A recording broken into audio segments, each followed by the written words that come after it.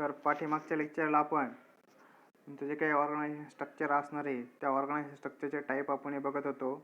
त्यामध्ये आत्तापर्यंत आपण line, military or scalar organisation हा टाईप बघितला. तर आज आपण फंक्शनल ऑर्गनायझेशन म्हणजे काय आहे हे आपण बघणार आहोत. तर functional organization means functional organization is created by grouping various activity of whole of the enterprise according to certain function like production, marketing, finance, personal etc. म्हणजे ह्या ऑर्गनायझेशन स्ट्रक्चरमध्ये तुमचं जे काही फंक्शनल ॲक्टिव्हिटी असणार आहे त्या फंक्शनल ॲक्टिव्हिटीनुसार तुमचं ऑर्गनायझेशन स्ट्रक्चर तयार केलं असतं. मग आपण जर कोणतीही एंटरप्राइज जर पाहिली तर त्यामध्ये तुमचं प्रोडक्शन डिपार्टमेंट असणार आहे, मार्केटिंग डिपार्टमेंट असणार आहे, फायनान्स डिपार्टमेंट असणार आहे. तर हे जे काही 3 डिपार्टमेंट असणार आहे ह्या प्रत्येक डिपार्टमेंटसाठी जे काही ऑर्गनायझेशन स्ट्रक्चर आहे ते ऑर्गनायझेशन स्ट्रक्चर काय केलं असतं, तयार केलं असतं. मग प्रत्येक जो काही फंक्शनल एरिया आहे तो प्रत्येक फंक्शनल एरिया जो काही त्या एरियाचा जो काही चार्ज मॅनेजर असणार आहे त्याच्या अंडर वर्क करत असतो. म्हणजे प्रत्येक जो काही फंक्शन आहे म्हणजे प्रोडक्शनसाठी वेगळा मॅनेजर असणार आहे, नंतर मार्केटिंगसाठी मॅनेजर वेगळा असणार आहे, फायनान्ससाठी वेगळा मॅनेजर असणार आहे. म्हणजे हे जे काही आपलं ऑर्गनायझेशन असणार आहे ह्या ऑर्गनायझेशनमध्ये आपला जो काही फंक्शन आहे त्या फंक्शननुसार तुमचं ऑर्गनायझेशन स्ट्रक्चर काय केलं असतं, तयार केलं असतं. त्यामध्ये a functional incharge direct the subordinate through the organization in his particular area of business operation. म्हणजे जो काही मेन या फंक्शनल एरियामध्ये जो काही मेन फंक्शन असणार आहे म्हणजे तुमचा जो काही मेन मॅनेजर असणार आहे तो मॅनेजर काय करणार आहे त्याच्या बाकीचे जे काही सब हेड असणार आहे त्या सब हेडला काय करणार आहे, जे काही गाईडलाईन्स असणार आहे ते गाईडलाईन्स प्रोव्हाइड करणार आहे. त्या आपले जे काही ऑपरेशन बिझनेस ऑपरेशन आहे ते पर्टिक्युलर बिझनेस ऑपरेशन काय करण्यासाठी, कंप्लीट करण्यासाठी. मग पर्टिक्युलर एरियाचा जो काही बिझनेस ऑपरेशन असणार आहे म्हणजे जर प्रोडक्शन डिपार्टमेंट जर पाहिलं आपण तर प्रोडक्शन डिपार्टमेंटचा जो काही मॅनेजर असणार आहे मग त्याच्या प्रोडक्शन डिपार्टमेंटचे जे काही सब हेड असणार आहे मग त्याचे वर्कर असणार आहे, नंतर एम्प्लॉईज असणार आहे, सुपरवायझर असणार आहे. तर ह्या प्रोडक्शन मॅनेजमेंट काय करणार आहे, मॅनेजर त्यांना गाईडलाईन्स प्रोव्हाइड करणार आहे. मग काय आपले जे काही बिझनेस ऑपरेशन असणार आहे ते बिझनेस ऑपरेशन स्मूथली रन होण्यासाठी. त्याच पद्धतीने मार्केटिंग डिपार्टमेंट असणार आहे, नंतर फायनान्स डिपार्टमेंट असणार आहे. अशा पद्धतीचे काय करणार आहे ते जे काही मॅनेजर असणार आहे ते मॅनेजर काय करणार आहे, गाईडलाईन प्रोव्हाइड करणार आहे. नंतर नेक्स्ट वन तुमचे subordinate receive order instruction not from one Superior but from several function specialist. म्हणजे जे काही तुमचे जे काही सबऑर्डिनेट असणार आहे किंवा सब लेवल असणार आहे आपल्या फंक्शनल ऑर्गनायझेशन स्ट्रक्चरच्या त्या ऑर्गनायझेशन स्ट्रक्चरचे काही सब हेड असणार आहे ते काय करणार आहे, ऑर्डर रिसीव्ह करणार आहे आणि इन्स्ट्रक्शन रिसीव्ह करणार आहे from one superior.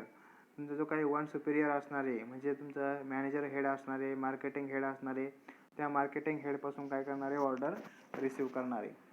So these are the functional organisation.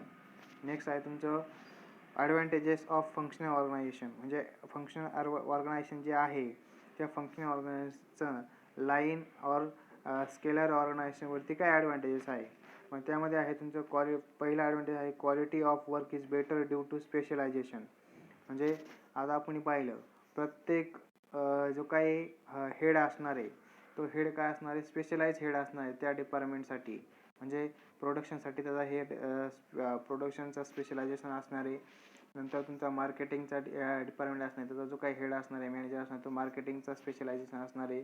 त्यामुळं आपली जी काही क्वालिटी असणार आहे वर्कची ती क्वालिटी काय असणार आहे, वर्कची बेटर असणार आहे ॲज कम्पेअर टू लाईन और स्केलर ऑर्गनायझेशन. नंतर नेक्स्ट आहे तुमचं mass production by standardization and specialization. म्हणजे आपलं जे काही प्रोडक्शन असणार आहे आपल्या एंटरप्राइजचं ते प्रोडक्शनसुद्धा काय असणार आहे, लार्ज अमाऊंटमध्ये असणार आहे. त्याच्यामुळे आपलं जे काही प्रोडक्शन आहे आपल्या एंटरप्राइजचं ते प्रोडक्शनसुद्धा काय असणार आहे, लार्ज असणार आहे. नंतर wastage of material, man, machine, hours or reduce due to the expert guidance is available. म्हणजे आता आपल्या प्रत्येक डिपार्टमेंटला, प्रोडक्शन डिपार्टमेंटला, नंतर मार्केटिंग डिपार्टमेंटला, फायनान्स डिपार्टमेंटला प्रत्येक स्पेशलायझेशन पर्सन गाईडलाईन्स अवेलेबल असल्यामुळं आपला जो काही टाईम आहे तो टाईम पण वाचतो. नंतर जे काही रिसोर्सेस असणार आहे मग तुमच्या मटेरियल्स असणार आहे, मॅन असणार आहे, मशिनरीज असणार आहे, याचा आपण पुरेपूर यूज करून आपण काय करू शकतो, आपलं जे काही गोल्स आहे एंटरप्राइजचं किंवा ऑर्गनायझेशनचं ते गोल आपण इझिली काय करू शकतो, अचीव करू शकतो. म्हणजे त्याच्यामध्ये आपण वेस्टेज ऑफ मटेरियल ते अवॉइड करू शकतो. कारण का आपलं जे काय प्रोडक्शन डिपार्टमेंट असणार आहे, ते प्रोडक्शन डिपार्टमेंटमध्ये काय असणार आहे, जो काय हेड असणार आहे तो हेड काय असणार आहे, प्रोडक्शनचा काय असणार आहे, स्पेशलाइज असणार आहे. नंतर मार्केटिंगचा स्पेशलाइज मार्केटिंगमध्ये असणार आहे. मग तुमचा मशिनरीज असणार आहे. नंतर वर्किंग हावर्स असणार आहे. त्याचा प्रॉपर युटिलाइज करून आपलं जे काही मास प्रोडक्शन आहे ते मास प्रोडक्शन आपण काय करू शकतो, अचीव करू शकतो. नंतर unnecessary overloading of responsibility will not be there's as was in the case of line organization. आपण लाईन ऑर्गनायझेशनमध्ये पाहिलं जसं एन्व्हायरमेंटल चेंजेस होते, बिझनेस एन्व्हायरमेंटल चेंजेस, तसे काय होणार आहे, आपल्याला जे काही हेड असणार आहे त्या हेडला त्यांच्या रिस्पॉन्सिबिलिटी काय होत राहतात, चेंज होत राहतात. तसं याप्रमाणे तुमचं जे काही फंक्शनल ऑर्गनायझेशन आहे त्या फंक्शनल ऑर्गनायझेशनमध्ये त्या एरियाचा तिथं स्पेशलिस्ट असणार आहे. त्यामुळे त्यांचं जे काही अननेसेसरी ओव्हरलोड असणार रिस्पॉन्सिबिलिटीचा, तो अननेसेसरी ओव्हरलोड आपण या ठिकाणी काय करू शकतो, मिनिमाइज करू शकतो फंक्शनल ऑर्गनायझेशनमध्ये. नंतर नेक्स्ट वन आहे तुमचं clarity in functioning and non duplication. म्हणजे याच्यामध्ये तुमचं जे काही ऑर्गनायझेशन स्ट्रक्चर असणार आहे, ह्या ऑर्गनायझेशन स्ट्रक्चरमध्ये जे फंक्शन असणार आहे त्या फंक्शनचं किंवा त्या हेडचं ते फंक्शन काय असणार आहे, क्लिअर असणार आहे. तर त्याच पर्टिक्युलर एरियामध्ये काय करावं लागणार आहे, वर्क करावं लागणार आहे. त्यामुळे त्यामध्ये त्या ठिकाणी डुप्लिकेट जो काही हेड असणार आहे ते डुप्लिकेट ह्या ठिकाणी कोणी प्रोव्हाइड करत नाही ह्या ऑर्गनायझेशन स्ट्रक्चरमध्ये. So these are the 5 advantages of organization, functional organization structure. So next move to the disadvantages. What are the disadvantages? First one, as a line worker will not be using their skill, their initiative cannot be utilized. म्हणजे आता या ठिकाणी बघा जे काही workers असणार आहे ते वर्कर काय करणार आहे, त्यांचं स्किल यूज करू शकणार नाही या ठिकाणी. कारण का त्या ठिकाणी आपण पर्टिक्युलर त्या हेडसाठी स्पेशलाइज पर्सन यूज केलेला आहे.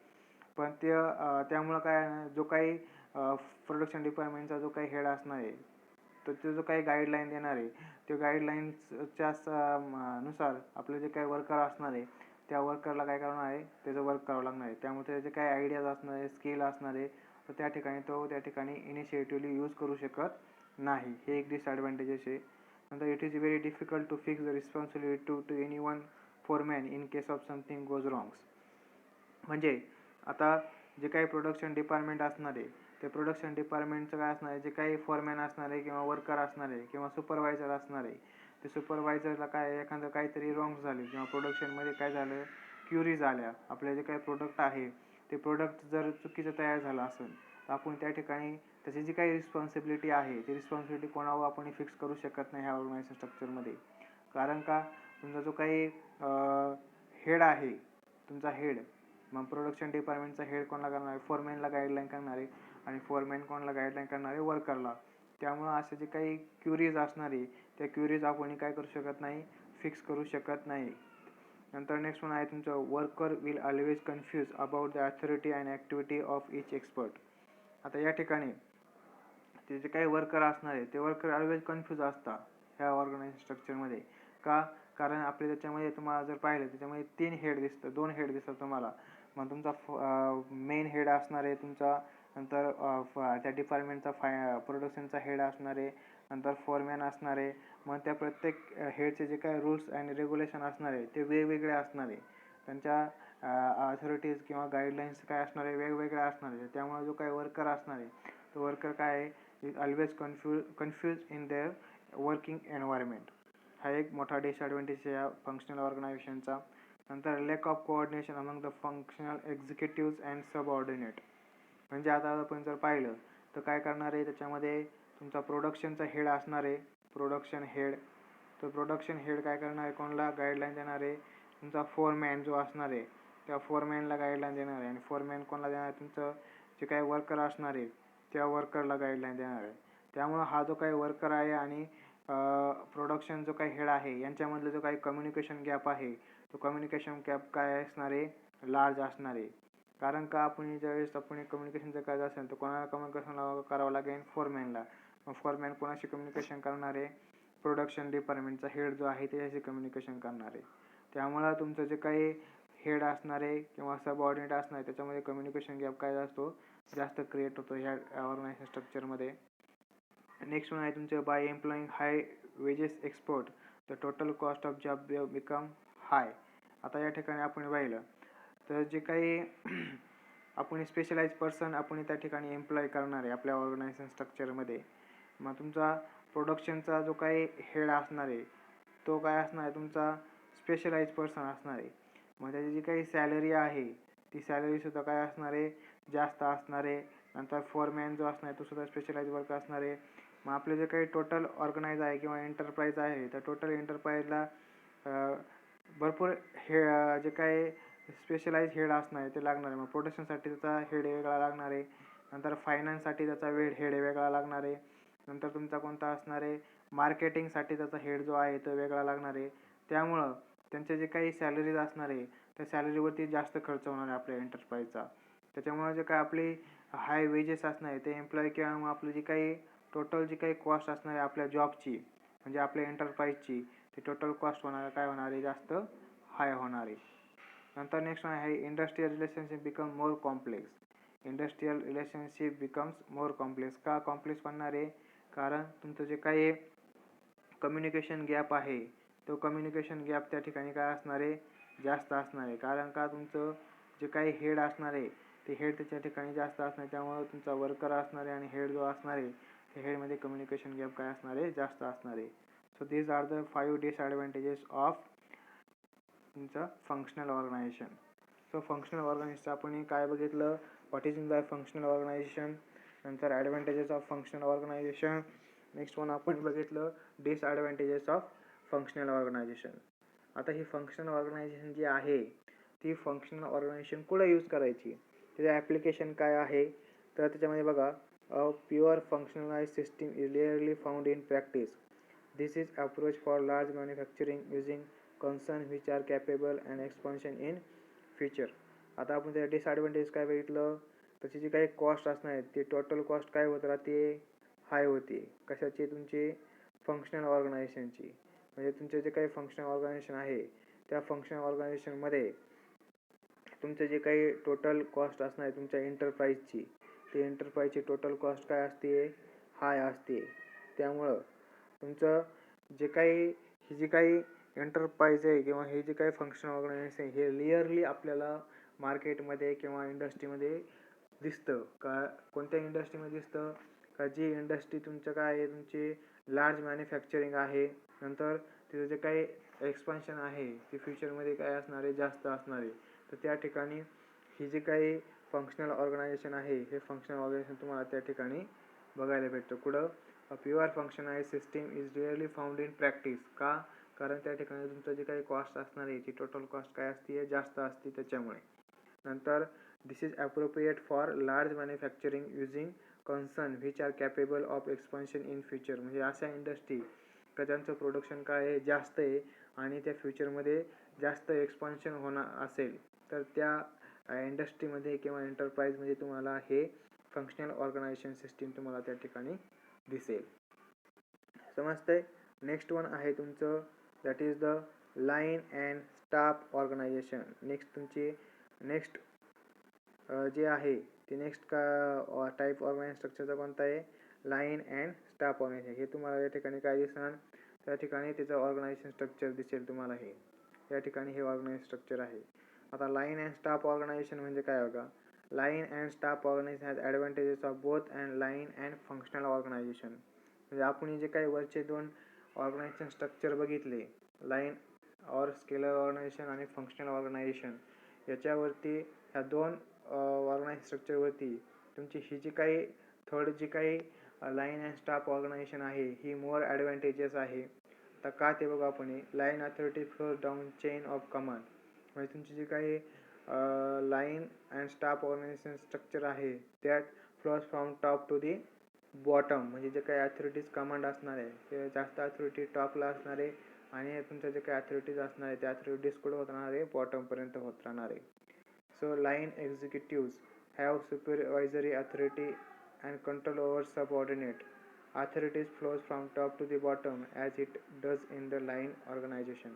म्हणजे तुमची जी काही लाईन ऑर्गनायझेशन आहे जशी लाईन ऑर्गनायझेशन जे काही अथॉरिटीज असणार आहे त्या अथॉरिटीज कुठं फ्लो होत राहणार आहे top to bottom. Top to bottom म्हणजे अशा पद्धतीने तुमचे जे काय अथॉरिटी असणार आहे त्या अथॉरिटीज काय होणार आहे, फ्लो होत राहणार आहे. मग तुमचं in addition specialist called staff are recruit to advise the line executive on important matter. म्हणजे असे काही इम्पॉर्टंट थिंग्स असणार आहे, त्या इम्पॉर्टंट थिंग्समध्ये तुमचं जे काही स्पेशलाइज्ड पर्सन असणार आहे ते स्पेशलाइज्ड पर्सन काय केले असतात, रिक्रूट केलेले असतात पर्टिक्युलर हेडला. त्या ऑर्गनायझेशन स्ट्रक्चरला आपण काय म्हणतो, line and staff organisation structure म्हणतो. तर या ठिकाणी बघा तुमचं हे line and staff organisation structure आहे. त्यामध्ये तुमचं ही जी काही डॉटेड आहे ती लाईन अथॉरिटी आहे, सॉरी ही जी काही लाईन दाखवलेली आहे ही लाईन अथॉरिटी आहे आणि ही जी काही डॉटेड दाखवलेली आहे ही तुमची आहे staff authority. This is a staff authority.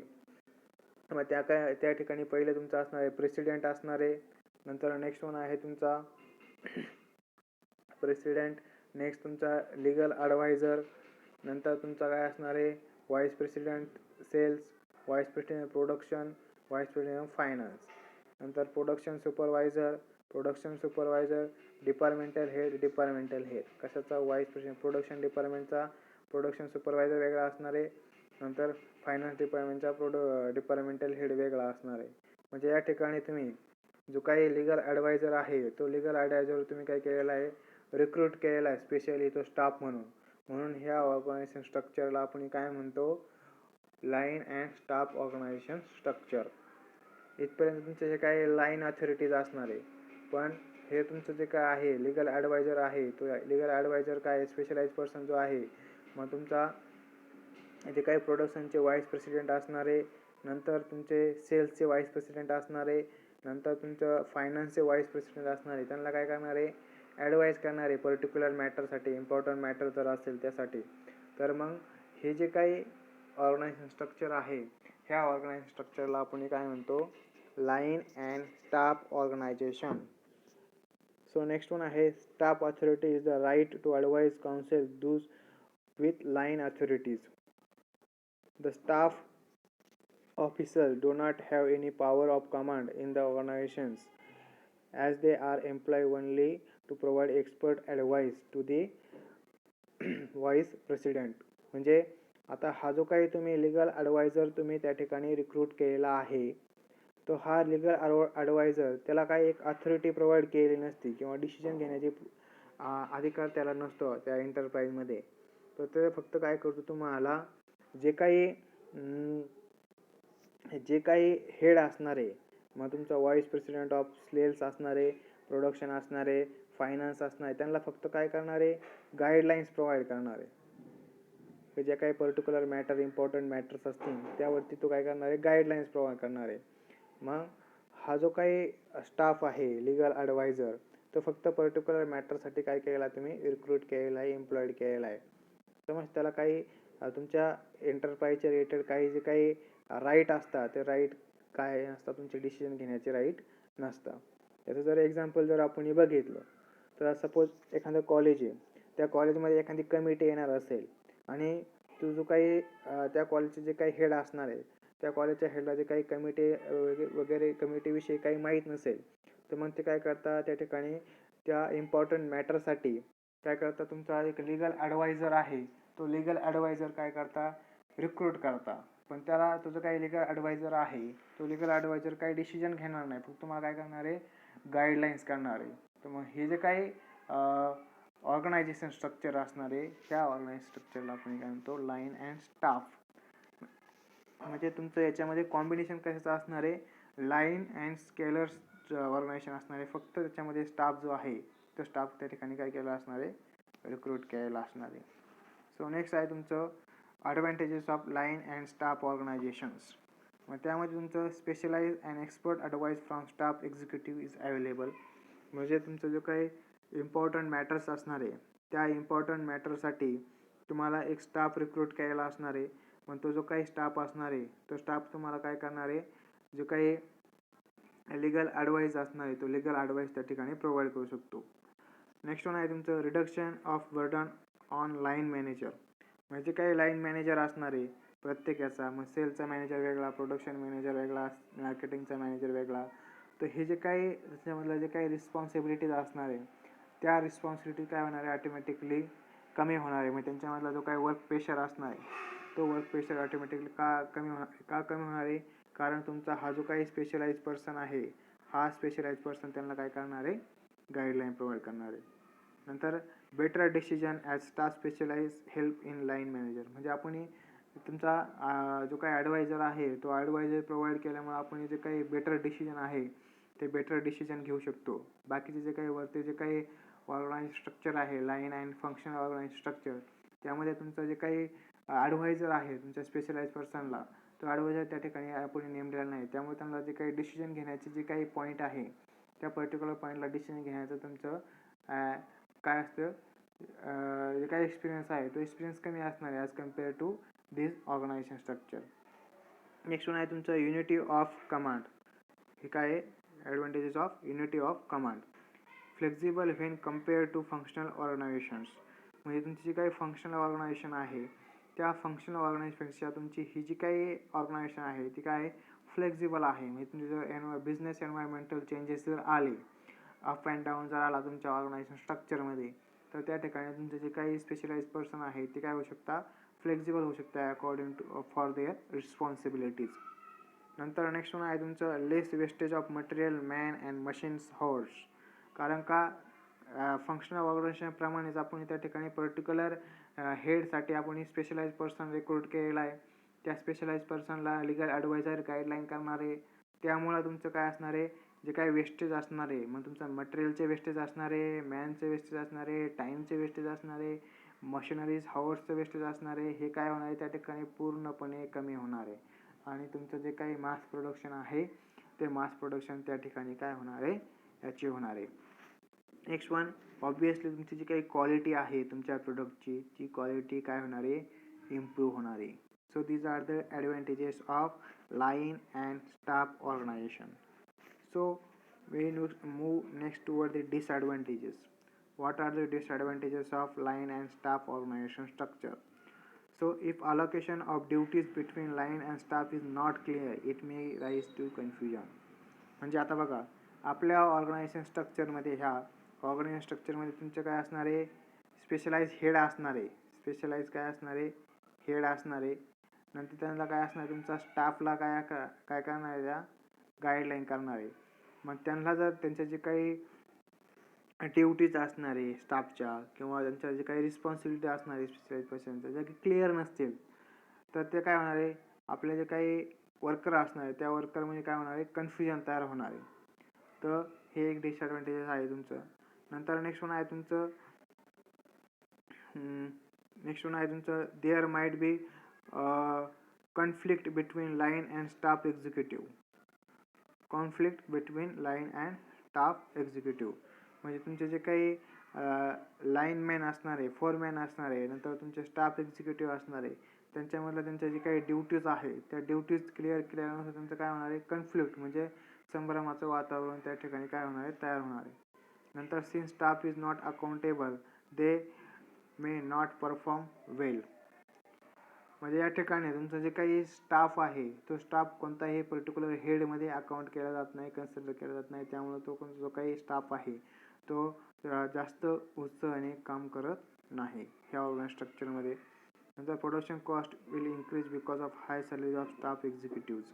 तुमचे जे काही स्टाफ एक्झिक्युटिव्ह आहे, म्हणजे स्टाफ एक्झिक्युटिव्ह तुमचे head executive, sales executive, marketing executive, परत त्यांना गाईडलाईन करण्यासाठी तुमचं काय असणार आहे, लीगल ॲडवायझर असणार आहे, त्याची सॅलरीज, नंतर हेडची सॅलरीज. त्यामुळे तुमची जी काही प्रोडक्शन कॉस्ट असणार आहे ती प्रोडक्शन कॉस्ट ऑटोमॅटिकली काय होणार आहे, इन्क्रीज होणार आहे. So these are the disadvantages of line and staff organization structure. So what are the application of line and staff organization structure? So nowadays this type of structure is preferred for medium and large scale industries.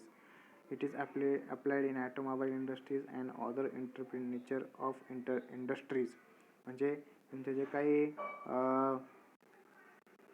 बाकीचे जे काही industries असणार आहे त्या इंडस्ट्रीमध्ये तुमचं जे काही मॉडर्न स्मॉल मिडियम इंडस्ट्रीज असणार आहे, तुमच्या स्मॉल स्केल इंडस्ट्रीज असणार आहे, नंतर तुमच्या काय असणार आहे, जे काही ॲटोमोबाईल इंडस्ट्रीज असणार आहे त्या ऑटोमोबाईल इंडस्ट्रीसाठी तुमचं हे line and staff organisation structure आहे ते line and staff organisation structure काय केलं असतं, यूज केलं जातं. So these are the types of organizing structures. So our next topic is, that is the steps in organizing. What are the steps in organizing structure? So we move toward the next topic, that is steps in organizing. आता आपल्याला जर एखादी organisation structure जर तयार करायचं असेल तर त्यासाठी आपण कोणत्या स्टेप्स फॉलो केल्या पाहिजे, त्या स्टेप्स यूज करून आपण काय केलं पाहिजे, ऑर्गनायझेशन स्ट्रक्चर यूज केलं पाहिजे. तर आपल्याला कोणतंही ऑर्गनायझेशन स्ट्रक्चर जर तयार करायचं असेल तर आपल्याला खालच्या 5 स्टेप्स ज्या आहे त्या 5 स्टेप्स आपल्याला काय करावं लागतं, त्या 5 स्टेप्समधून जाऊन आपण ते ऑर्गनायझेशन स्ट्रक्चर काय करू शकतो, तयार करू शकतो. फर्स्ट वन आहे तुमचं आयडेंटिफिकेशन ऑफ ॲक्टिव्हिटीज. सेकंड आहे तुमची ग्रुपिंग ऑफ ॲक्टिव्हिटीज. नंतर असाइनमेंट ऑफ रिस्पॉन्सिबिलिटीज. नंतर ग्रँटिंग अथॉरिटीज, डिलिगेशन ऑफ अथॉरिटीज. नंतर establishing relationships, providing physical facilities and proper environment. तर हे ज्या काही 5 तुमच्या ज्या काही स्टेप्स आहे त्या 5 स्टेप्समधून आपलं जे काही ऑर्गनायझेशन स्ट्रक्चर आहे त्या ऑर्गनायझेशन स्ट्रक्चर आपण काय करू शकतो, तयार करू शकतो. मग पहिली आहे बघा आयडेंटिफिकेशन ऑफ ॲक्टिव्हिटीज. म्हणजे आपली जी काही एंटरप्राइज असणार आहे त्या एंटरप्राइजचे जे काही ॲक्टिव्हिटीज कोणत्या ॲक्टिव्हिटीज आहे त्या ॲक्टिव्हिटी आपण पहिल्यांदा आयडेंटिफाय केल्या पाहिजे. मग आपलं प्रोडक्शन ॲक्टिव्हिटी असणार आहे, नंतर तुमचं मार्केटिंग ॲक्टिव्हिटी असणार आहे, फायनान्स ॲक्टिव्हिटी असणार आहे, सेल्स ॲक्टिव्हिटी असणार आहे. ह्या ॲक्टिव्हिटी आपण काय केल्या पाहिजे, ॲक्टिव्हिटी आयडेंटिफाय केल्या पाहिजे आणि मगच आपलं जे काही ऑर्गनाइज स्ट्रक्चर आहे त्या ॲक्टिव्हिटीनुसार ऑर्गनाइज स्ट्रक्चर काय केलं पाहिजे, तयार केलं पाहिजे. नंतर ग्रुपिंग ऑफ ॲक्टिव्हिटी. मग प्रोडक्शनची ॲक्टिव्हिटी, जे काही प्रोडक्शनच्या रिलेटेड जे काही ॲक्टिव्हिटी आहे त्यांचा ग्रुप केला पाहिजे. नंतर तुमच्या मार्केटिंगच्या ज्या काही ॲक्टिव्हिटी आहे त्या ॲक्टिव्हिटीचा हेड ग्रुप केला पाहिजे. म्हणजे जे काही ॲक्टिव्हिटीज असणार आहे आपल्या ऑर्गनायझेशन एंटरप्राइजच्या त्या ॲक्टिव्हिटीला काय केलं पाहिजे, आपण ग्रुपिंग केलं पाहिजे. नंतर असाइनमेंट ऑफ रिस्पॉन्सिबिलिटीज. म्हणजे त्यांच्या ज्या काही रिस्पॉन्सिबिलिटी असणार आहे त्या रिस्पॉन्सिबिलिटी त्यांना असाइन केल्या पाहिजे. नंतर नेक्स्ट आहे तुमची ग्रँटिंग अथॉरिटीज. म्हणजे तुमचे जे काही प्रत्येक हेड असणार आहे त्या हेडला त्या ॲक्टिव्हिटीनुसार त्यांचे जे काही अथॉरिटीज असणार आहे त्यांचं जे काही पॉवर ऑफ अथॉरिटी आहे त्या पॉवर त्यांना प्रोव्हाइड केल्या पाहिजे. नंतर establishing relationship, providing physical facility and proper environment. म्हणजे जे काही तुमचं हेड असणार आहे त्या हेडला काय केलं पाहिजे, तुमचे जे काही फॅसिलिटीज असणार आहे, मग तुमचे सॅलरीज असणार आहे, नंतर बोनस असणार आहे, नंतर इन्क्रीमेंट असणार आहे, हे जे काही फिजिकल फॅसिलिटीज असणार आहे त्या फॅसिलिटीज आपण काय केल्या पाहिजे, त्यांचं प्रोव्हाइड केल्या पाहिजे. म्हणजे आपलं जे काही रिलेशनशिप आहे तुमच्या ऑर्गनायझेशन स्ट्रक्चरचं त्या ऑर्गनायझेशन स्ट्रक्चरचं रिलेशनशिप काय केलं पाहिजे, मेंटेन ठेवलं पाहिजे. तर ह्या 5 स्टेपमधून आपण गेल्यानंतर आपण ऑर्गनायझेशन स्ट्रक्चर काय करू शकतो, तयार करू शकतो. So these are the topics which are covered in this video lectures. So what are the topics covered in video lectures? So we seen first types of organization, त्यामध्ये line, military or scalar organisation, मग त्यामध्ये त्याचे advantages आपण बघितले. नंतर what are the advantages, simple, flexible, line, military or scalar organisation म्हणजे काय आपण बघितलं. मग त्याचे ॲडव्हान्टेजेस बघितले, simple, flexible, fix responsibilities, utility of command and better discipline. Disadvantage आपण बघितले, lack of specialisation, over reliance, overload of few executives, inadequate communication. Next one तुमचं ॲप्लिकेशन आपण बघितले, suitable for small scale industry. म्हणजे तुमचे sugar industry असणार आहे यासाठी लाईन मिलिटरी ऑर्गनायझेशन यूज करतो आपण. नंतर नेक्स्ट वन आहे तुमचं फंक्शनल ऑर्गनायझेशन आपण बघितलं. मग फंक्शनल ऑर्गनायझेशनचे आपण ॲडव्हान्टेजेस बघितले. मग त्यामध्ये तुमचं असणार आहे advantages, quality of work due to specialisation improve. Disadvantage बघितलं, difficult to fix of the responsibilities, confusion may occurred about authority and responsibility. मग हे जे काही फंक्शनल ऑर्गनायझेशन आहे ते फंक्शनल ऑर्गनायझेशन आपण काय बघितलं, application suitable for factories. Next one बघितलं लाईन अँड स्टाफ ऑर्गनायझेशन आपण बघितलं. Advantages, specialise and expert advantage, better decisions. Disadvantage आपण बघितले, might be conflict between line and staff executives, application काय suitable for small medium and large scale industries. नंतर steps in organising आपण बघितले. So identification of activities, grouping of activities, assignment of responsibilities, granting authorities and establishing relationship. So these are the steps of organizing structure. So these are all about today's video's lecture.